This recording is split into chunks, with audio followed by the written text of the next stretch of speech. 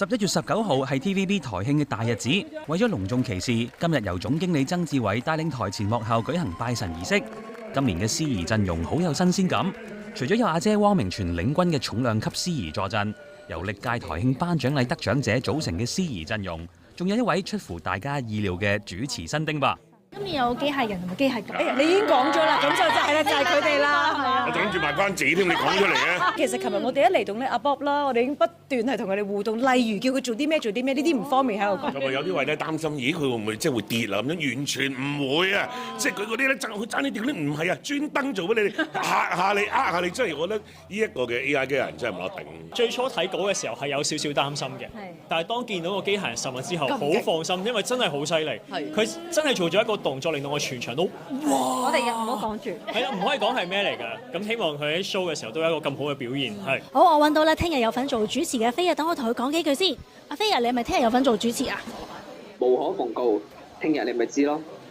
可唔可以講多少少嚟聽啊？大家都好想知喎，你會做啲咩㗎？都係無可奉告啊！聽日你咪知咯。我而家趕住去彩排啊！哇，你咁快就走啦？講多少少啊？喂，唔好走。今年台慶有個剪裁魔法師嘅環節，邀請多位藝人着住設計師嘅靚衫行 catwalk， 連肥媽同鼎爺都有份客串做 model 吧。我哋咪要學行 catwalk 咯，要扭下咁樣行咯。唔係緊就我哋個重量級係我驚個台唔夠穩陣嘅。我就第一次，就着嗰啲又西裝又左搭右搭，戴帽要戴兩頂嘅。一頂係白色 keep 帽，出邊一頂係大嘅，好似墨西哥帽咁樣嘅。係咩？哇！嗰啲西裝啊，褪就有呢個，哎呀，好踢腳啊！